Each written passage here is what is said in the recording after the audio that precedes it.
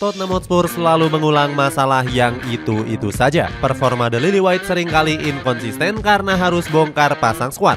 Tottenham Hotspur juga sering blunder di bursa transfer dengan menggait pemain-pemain yang seadanya. Cetak Gol coba merangkum ganasnya pemain buangan Tottenham Hotspur sebagai berikut.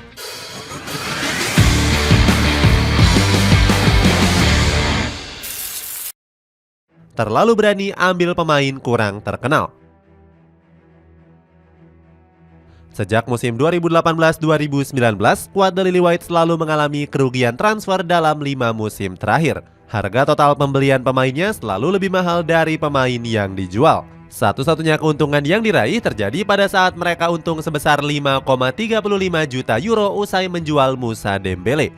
Padahal manajemen Tottenham Hotspur punya tujuan untuk berinvestasi agar bisa meraih keuntungan besar. Untuk itu mereka cenderung mencari bibit-bibit muda yang kurang terkenal. Beberapa berhasil, namun beberapa juga mengecewakan. Contoh keberhasilannya adalah Kieran Trippier yang digait pada tahun 2015 dari Burnley dengan harga 5 juta euro.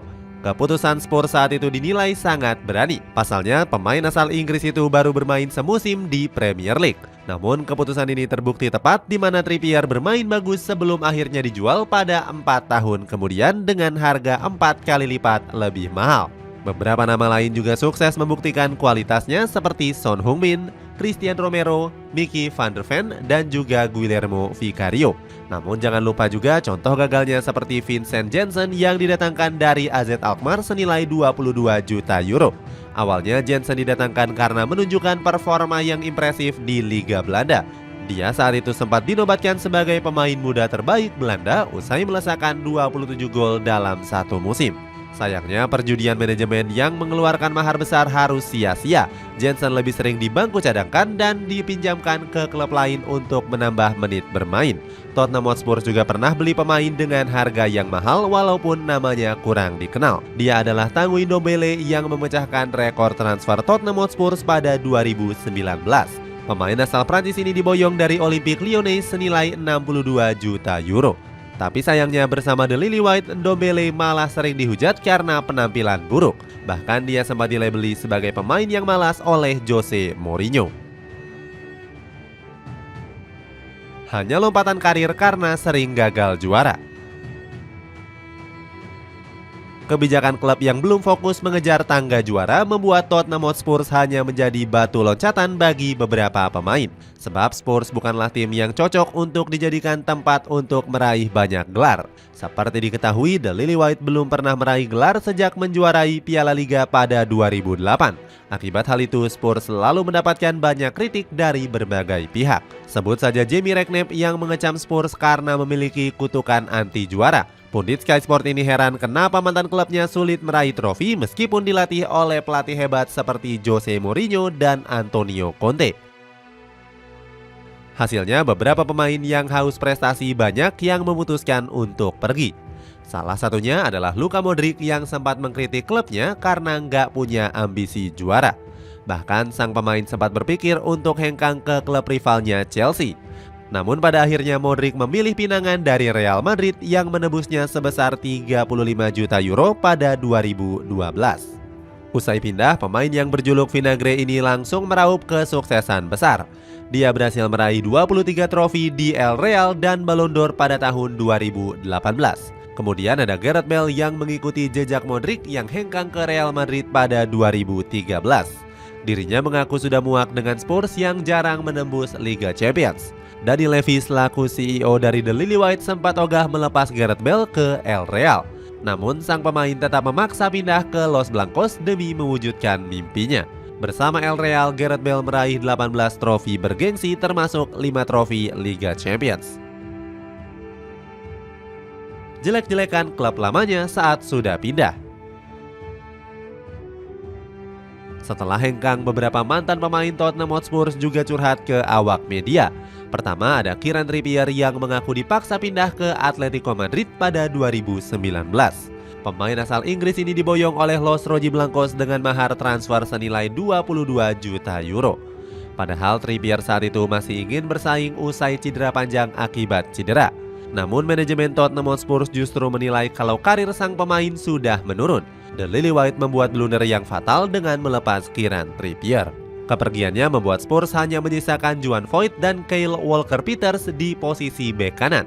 Berikutnya ada Sergio Reguilon yang diboyong dari Real Madrid senilai 32 juta pound sterling.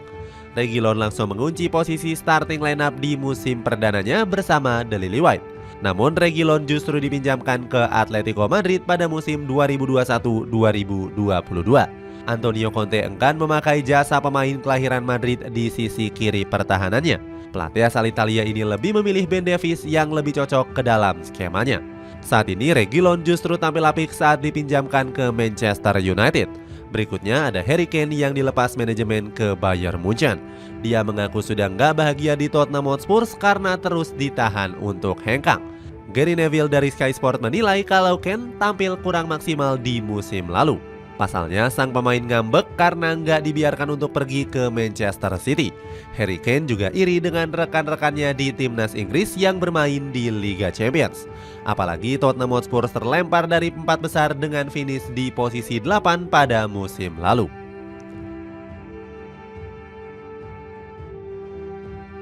Ganasnya skuad alumni Tottenham Hotspur. Para pemain yang hengkang justru berhasil menunjukkan lonjakan karir pasca hengkang dari The Lily-White. Sebut saja Kieran Trippier yang sekarang berseragam Newcastle United. Sebelumnya dia berhasil membawa Los Rojiblancos meraih trofi La Liga di musim keduanya. Saat tiba di Atletico Madrid, Trippier langsung menjadi andalan di bawah skuad Diego Simeone. Trippier menunjukkan kontribusi lewat crossing tajamnya dan eksekusi bola mati. Bagi Trippier, ini adalah trofi pertama dalam karir profesionalnya sejak 2009. Dirinya mengungkapkan telah melakukan hal yang terbaik untuk klub dan mencoba mencapai hal-hal besar di musim ini. Performa impresif dari Trippier berhasil dilanjutkannya di The Magpies. Ex-Tottenham Hotspur ini langsung ditunjuk sebagai kapten dan membawa klub lolos ke Liga Champions. Selanjutnya ada Harry Kane yang bergabung ke Bayern Munchen pada jendela transfer musim panas kemarin. Striker timnas Inggris ini tampil moncer bersama di Rotten. Sejauh ini, Harry Kane telah menyumbangkan 22 gol untuk FC Hollywood di semua kompetisi. Bomber timnas Inggris ini menjadi pemuncak top skor Bundesliga sementara. Saat kedatangannya, Harry Kane tidak langsung tampil apik bersama di Rotten. Dirinya gagal membawa Bayern Munchen meraih DFL Super Cup di awal debutnya. Kutukan gagal juara yang terus menghantui. Performa Tottenham Hotspur langsung meroket di awal musim ini. Bersama Eng Postecoglou, The Lily-White disulap menjadi tim penantang juara Premier League. Hal itu dibuktikan dengan Spurs yang gak pernah terkalahkan dalam 10 laga awal. Hasil itu membuat mereka menduduki puncak klasemen pada pekan ke-8 Liga Inggris. Bahkan mereka dianggap lebih baik dalam mengawali musim dibandingkan era Invincible Arsenal. Saat itu Spurs berhasil meraih 26 poin dibandingkan 24 poin The Gunners dalam 10 laga. Sayangnya konsistensi anak asuh dari Eng Postecoglou gagal dipertahankan dalam waktu yang lama. Dalam 5 pertandingan terakhir, Tottenham Hotspur malah mengalami 4 kekalahan dan harus terlempar dari papan atas. Hasil buruk ini mendapatkan komentar dari Eng Postecoglou. Dia merasa kesal karena para pemain banyak menyia-nyiakan peluang saat tim sedang mendominasi. Performa naik turun ini juga berkaca pada musim-musim sebelumnya. Spurs seringkali terpleset saat sudah bermain apik di awal-awal musim. Faktor kurangnya kedalaman skuad dan juga badai cedera selalu menjadi masalah Tottenham Hotspur di setiap musimnya. Itulah ulasan ganasnya skuad buangan Tottenham Hotspur. Bagaimana pendapatmu? Apakah manajemen menyimpan penyesalan setelah melepas beberapa pilar pentingnya? Coba tulis pendapatmu di kolom komentar di bawah ini.